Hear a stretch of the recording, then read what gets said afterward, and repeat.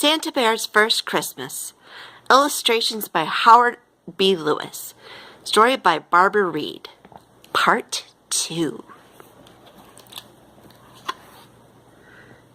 Then the words began to tumble out of the little bear about Marie and how sick her grandfather was. Santa nodded gravely and went over to the bulging pack on his sleigh. Out of it he drew a small saw. He handed it to the bear. Then he took an axe from his toolbox, and with a few quick whacks, he cut some small trees. "Now you saw the trees into logs." The bear tried the saw on the bark of a tree. It really cut. Soon he had a stack of logs almost as tall as he was. Santa went back to his pack and pulled out a shiny red sled. Then Santa and the little bear quickly piled all the logs onto the sled. When the sled was full, Santa jumped in his sleigh and led the way to Marie's cabin. "Will we be in time?"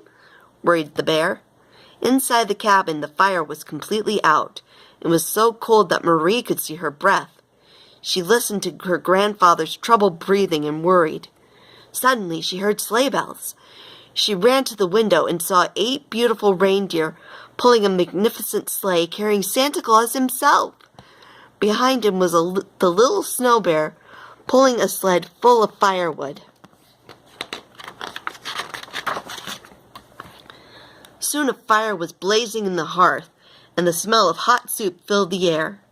Marie's grandfather sat up and began to eat. His cheeks turned rosy and his eyes began to sparkle. Santa said, "You can thank this special little fellow for your rescue." The little bear smiled shyly. Before long, Santa had to leave. After all, it was Christmas Eve, and he had lots of presents to deliver. He took the little snow bear outside. "I'm way behind in delivering my presents. Could you take these gifts to all the animals in the forest and to Marie and her grandfather for me?" With that, Santa sprang into his sleigh, called out to his reindeer, and waved to the little bear, and streaked off through the sky like a comet. The bear set off with the packages. He delivered them high and low, up and down, in and out, and everywhere in between. And finally, when all the animals had their Christmas presents, the little bear fell into bed. He was dreaming of his family when sleigh bells awakened him. He ran outside. "Ho, ho, ho!" cried Santa when he saw the little snow bear. "You have done such a fine job that I want you to be my helper. From now on, your name will be Santabear.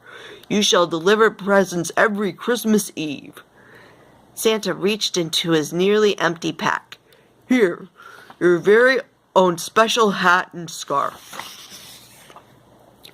Santabear jumped up and down. He had never been so proud and so happy in all his life. "And one more thing," said Santa Claus. "Your Christmas wish was for firewood. Isn't there anything you would like for yourself?" Santabear gulped and said, "More than anything else, I would like to go home to my family." "And so you will," replied Santa. "Your home is not very far from mine. I'll take you there myself. We can leave right away."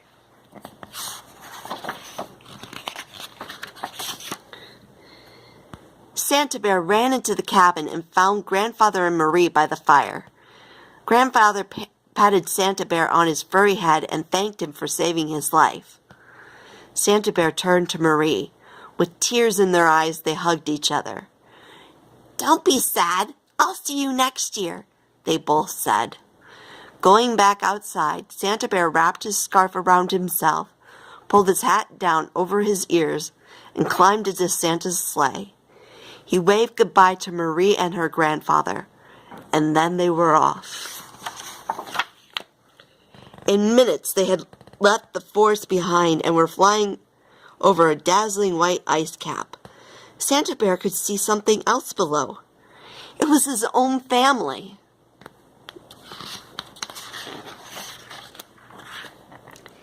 In no time at all, he was hugging and kissing his mother and his father and his brothers and sisters. "We searched every day," said his father. "We never gave up hope." "Oh, Mother, Father, I dreamed of you every night, and I've learned so much of people and trees and fire. And guess what? You must call me Santabear from now on." They wanted to know how he got such a name. "Well, that's a very long story," explained Santabear. "I'll have to start at the beginning." And that's exactly what he did. The end.